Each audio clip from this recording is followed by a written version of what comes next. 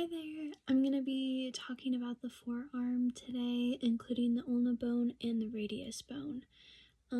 So I want to make this video to help future students better understand these two bones by giving them tips and tricks, helping them understand the different processes, and hopefully remember these for their future quizzes.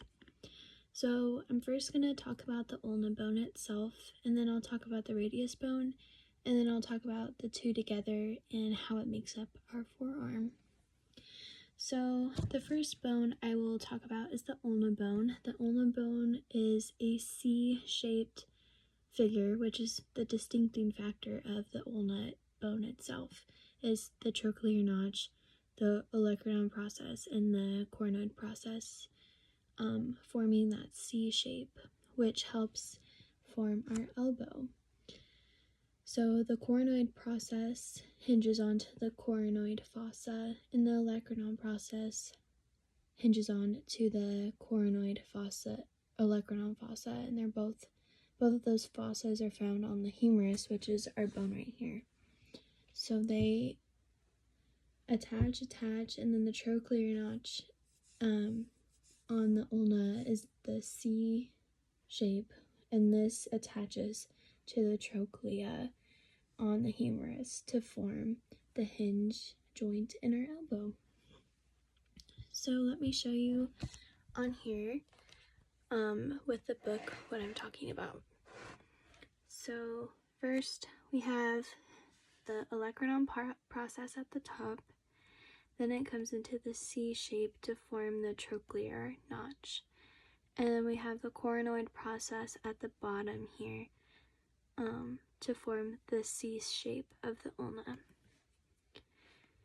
And then the radial notch is where the head of the radius on the radius bone fits into the ulna bone. So the head of the radius fits into the radial notch on the ulna. So they're joined together by the radial notch fitting the head of the radius together. And then we have the body of the ulna, which can be parted here, located here, here, here. This is the whole body. And then at the bottom of the ulna, we have the head of the ulna, which is right here.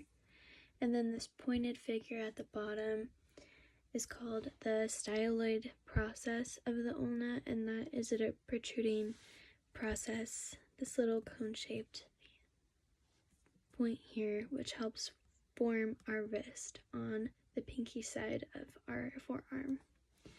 So the ulna, what I like to remember is ulna is under, so it's the posterior side. We don't see it very much because the elbow's here and the ulna's right here.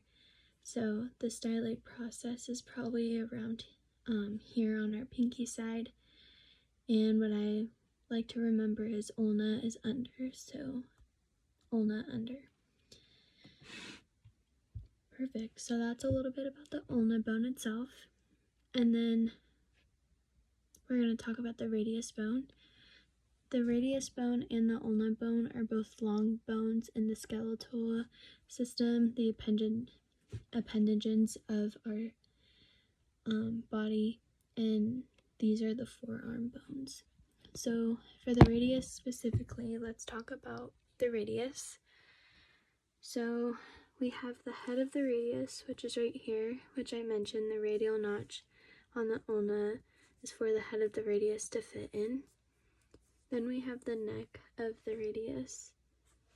And then we have the radial tuberosity here. So the radial tuberosity is one of the distincting factors of the radius bone itself. It's a protruding like little hump on the bone itself, and it's faced anteriorly on the bone. So that's how you would distinctly find it's like a little ridget towards the neck of the radius. And it's easier to see on the actual bone itself instead of on the paper. It's a little bit more hard to see. And then we have the body of the radius right here, which can be located here, here, here, or here. And then we have the ulnar notch located on the radius bone, and that is for the head of the ulna to be connected to the radius. So this notch helps fit the head of the ulna into the radius here. And then we have the styloid process of the radius, which helps form our wrist on our thumb side of our hands. And just like we had the styloid process of the ulna here, we have a styloid process of a radius. And these processes help form our wrist. So the radius is anterior on top.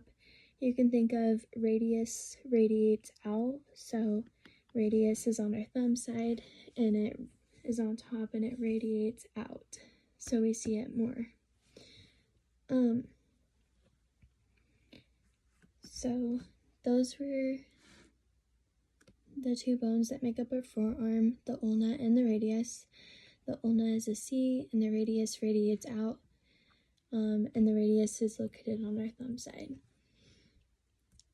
And that was a little bit of a teaching video, some tricks to remember, and just an overall good demonstration to talk thoroughly about these processes and these characteristics of these bones to help better understand what these two bones do for our body.